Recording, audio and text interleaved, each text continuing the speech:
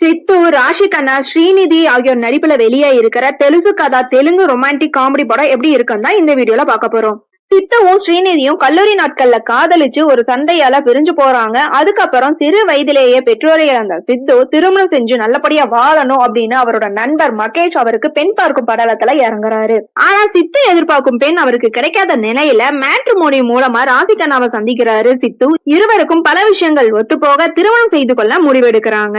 ராதிகண்ணா பிரெக்னெண்டா இருக்காங்களான்னு தெரிஞ்சுக்கிறதுக்காக மருத்துவமனைக்கு போறாங்க. ஆனா அங்க கருவை சுமக்கும் அளவுக்கு அவங்க உடல்நிலை இல்லை அப்படின்னும், அதனால் அவருக்கு குழந்தை பிறக்காது அப்படின்னும் டாக்டர் சொல்றாங்க.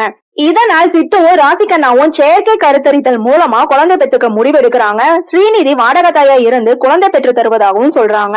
அதுக்கப்புறம் ஏற்படும் குழப்பங்களுக்கான விடையே படத்தோட மீதி கதை.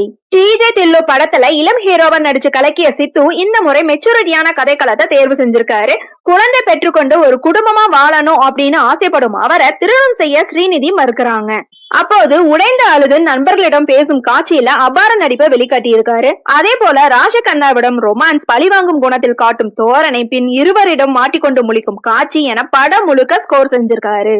வாடகத்தாய் கதாபாத்திரத்துல அதற்கு நியாயம் சேர்க்கும் வகையில ஸ்ரீநிதி பிரமாதப்படுத்தியிருக்காங்க. ராஜகண்ணாவும் ஸ்ரீநிதியும் போட்டி போட்டு நடிச்சிருக்காங்கன்னே சொல்லலாம். படத்துக்கு மிகப்பெரிய பலமே கதையை முதலியே சொல்லிட்டு அதற்கு முன் என்ன நடந்துச்சு என்பதை லீனியரா காட்டும் திரைக்கதையோட அமைப்பு தான். அதனாலேயே அடுத்து என்ன நடக்கும்னு கேட்கறதுக்கு பதிலா முன்னாடி என்ன நடந்துச்சு அப்படின்னு நம்மள கேட்க வச்சிருக்கோம். படம் பார்க்கும் போதுதான் இது புரியும். சித்து ஏன் இதெல்லாம் செய்யறாரு அப்படின்னு ஆடியன்ஸை கேட்பது போல ஒரு கேரக்டராவே மகேஷ் என்னும் கதாபாத்திரத்துல ஹர்ஷா நடிச்சிருக்காரு.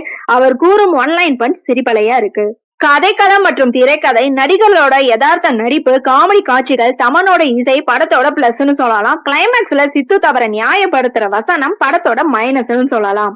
ஆக மொத்தத்துல வித்தியாசமான கதைக்களத்துல ரொமான்டிக் காமெடி பார்க்க விரும்புறவங்களுக்கு இந்த தெலுங்கு கதா படம் ரொம்ப பிடிக்குங்க. கண்டிப்பா திரையரங்குல போய் பார்க்கலாம். ஓகே ஃப்ரெண்ட்ஸ், நெக்ஸ்ட் வீடியோல பார்க்கலாம். இந்த வீடியோ உங்களுக்கு பிடிச்சிருந்தா லைக், ஷேர், சப்ஸ்கிரைப் பண்ணுங்க. தேங்க்யூ.